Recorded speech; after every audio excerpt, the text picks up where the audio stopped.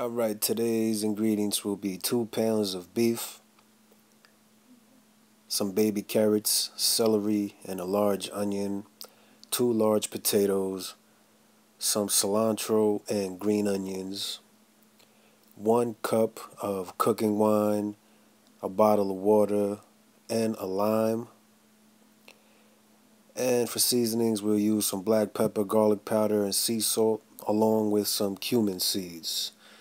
And with these ingredients combined, we can now make ourselves some bodybuilding beef stew. And as far as prepping goes, there's really nothing much to it. I have the onions diced up, as well as the celery. As you see, I put everything in separate dishes for you guys to see what I'm talking about. The baby carrots, I chopped up each one in half. And I used about two cups of the baby carrots, about 2 cups of the onion is what it came out to, and about 1 cup of the celery. As you see in the back, I have the seasonings and the potatoes and the cilantro and the green onions, which you don't have to touch right now. That comes later on in the recipe. As far as the lime goes, you're going to just squeeze it over the beef, or you could put it in a bowl separately, but it doesn't really matter. It's all going into the pot together. And you just want to squeeze both of the, halves of the limes over the meat. And that's pretty much everything for the prepping, where we can start to put everything into a pot right now. It doesn't matter what order you put everything in, as long as everything goes into the pot. Now, as you see, I'm starting off with the beef.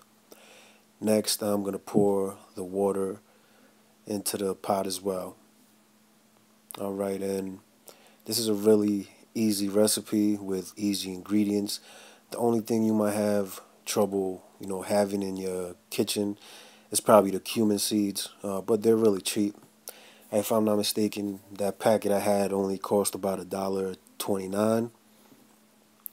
After we're done putting all our ingredients for now, everything that we prepped up, we're going to begin with our seasonings. Alright, we're going to start off just by adding some garlic powder. You add a good amount. As far as the salt goes, that's completely up to you. I chose not to add too much salt. And the reason being is because the cilantro and the green onions has like a natural salty taste to it. So I only added a little bit of salt, as well as only a little bit of the black pepper. Now back to the cumin seeds. It's a little tricky. If you want to get the maximum flavor out of the cumin seeds, you will have to crush them up somewhat. I crush them up in the palm of my hand. I use my thumb to crush them up. You could get some cumin powder. They sell the powder as well, but I prefer the seeds. The seeds has a more unique taste, in my opinion. But you could go either way. If you don't have cumin seeds and you don't feel like going to get them, then fuck it. Don't do it. Don't get it. The beef stew will still come out amazing without it. Alright, so I finished crushing them up with my thumb, and I'm just going to put them into the pot. And now we're just going to stir it up. It doesn't really matter if you stir it up for a while, because it's going to be on the stove for quite a while. Alright, but you see I'm only going to stir it up a little bit before I cover it. I'm going to show you the time that I started making this, which is 12:04, I think. I'm going to put the temperature on 3. Now, the gauge on my stove goes up to 10. 9 plus 1, which goes high, so that will be 10. I put it on 3, and I'm going to leave it there for 3 hours until I mess with it again. After 3 hours, as you see, the time is 3:10. I will open it, and that's what it looks like. It's starting to look like something now. I'm going to stir it up now. Give it a couple of stirs, see what it's looking like. And now we could get to the rest of the prepping, which is our potatoes and cilantro and green onions.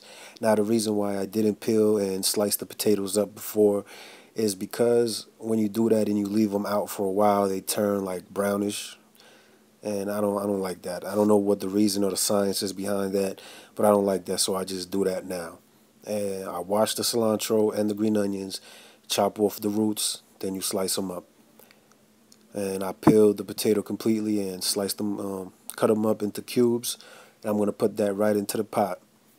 Stir it up a little bit and cover it for about another hour and a half. The cilantro and the green onions don't go in right now. You're going to put in the herbs, the cilantro and the green onions at the end. Alright, so as you'll see, it is 4:39 now, and I'm going to add the rest of the ingredients in. You can now turn off the heat. You're going to add in the herbs and mix them up, and then just cover the pot back up and let it sit there for another 10 to 15 minutes. That way all the flavors could just fuse and bind together. There's really no need to leave the heat on because there's a lot of heat in there as it is, and it's all going to cook. But just make sure you let it sit for at least, like I said, 10 to 15 minutes before you serve. As you could tell, it looks amazing and it smells amazing, and most importantly, it tastes amazing. I will show you in a quick second what my plate looks like. It's a real big, hearty bowl of beef stew, some bodybuilding beef stew. Right there on the side, I have myself a whole wheat arepa, which is a corn griddle cake, whole wheat, like I said. And yeah, that's what my dinner's looking like, guys. I hope you enjoyed the video. Hope everybody's doing good out there. Y'all hold it down.